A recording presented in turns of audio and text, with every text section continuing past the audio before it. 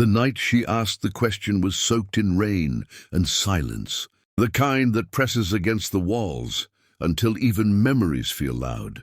And I remember noticing how the streetlight outside my window flickered like it was unsure whether to stay awake with us or finally give in to the dark. When she stood there in the doorway of my small apartment, barefoot, hair damp, eyes holding that careful bravery people wear when they've already decided to risk being rejected, and she said softly, almost apologetically, "Is there space left in your bed?"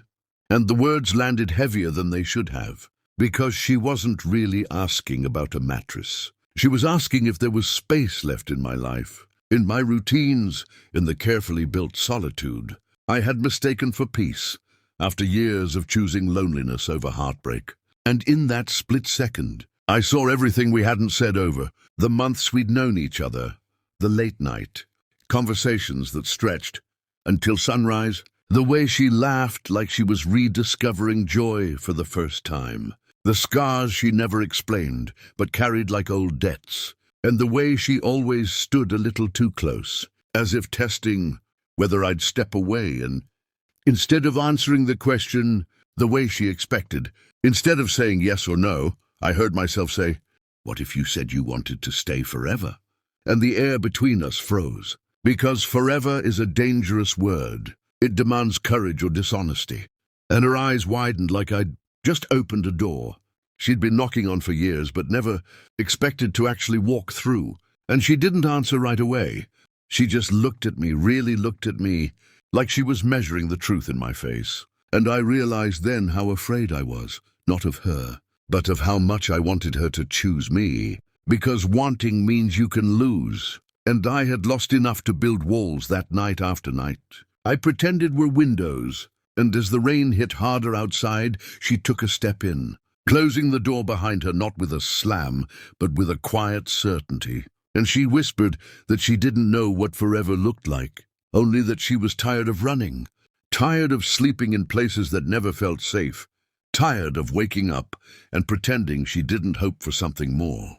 And as she spoke, she sat on the edge of the bed like it was sacred, ground she hadn't earned yet.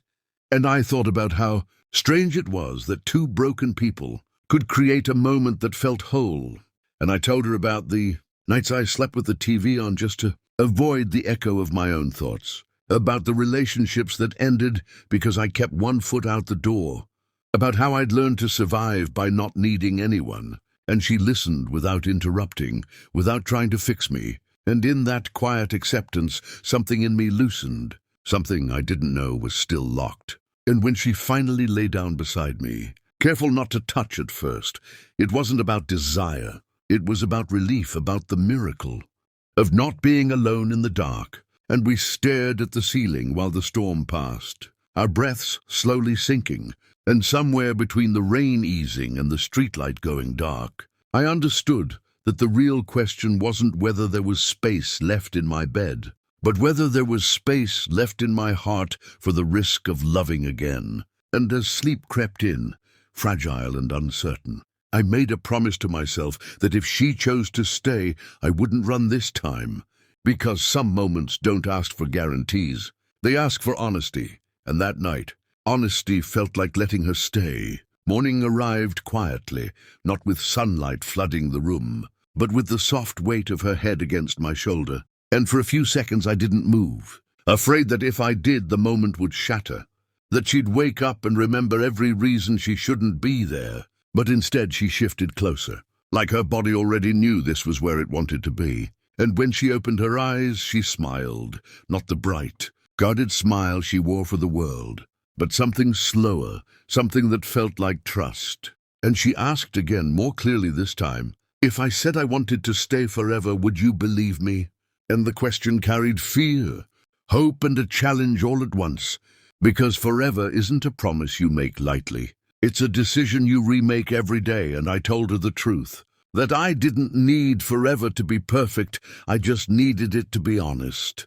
And we lay there talking about the small things first: coffee, the broken handle on the bathroom door, the neighbor who played music too loud, and then the bigger things slipped in, like her fear of being abandoned when things got hard, and my fear of not being enough, and we didn't solve each other's problems. But we didn't turn away either, and that felt like a victory. And over the weeks that followed, she didn't just stay in my bed, she stayed in my life, leaving her toothbrush by the sink, learning my silences, teaching me that love doesn't always announce itself loudly. Sometimes it just shows up every day and refuses to leave. And there were moments we stumbled, moments old habits clawed their way back to the surface, moments when forever felt too big and yesterday felt safer.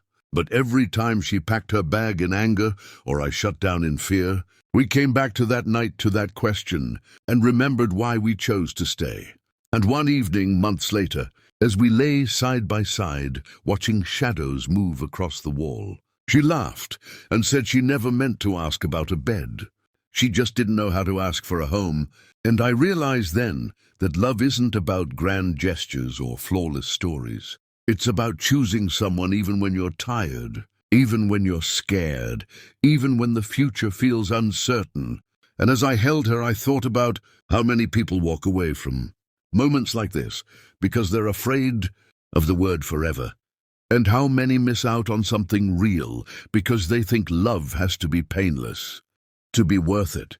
And if you're listening to this story right now, maybe you've stood in a doorway like she did. Or maybe you've been the one guarding a bed and a heart you thought were full. And this is your reminder that sometimes the bravest thing you can do is make space. Not just in your life, but in your heart.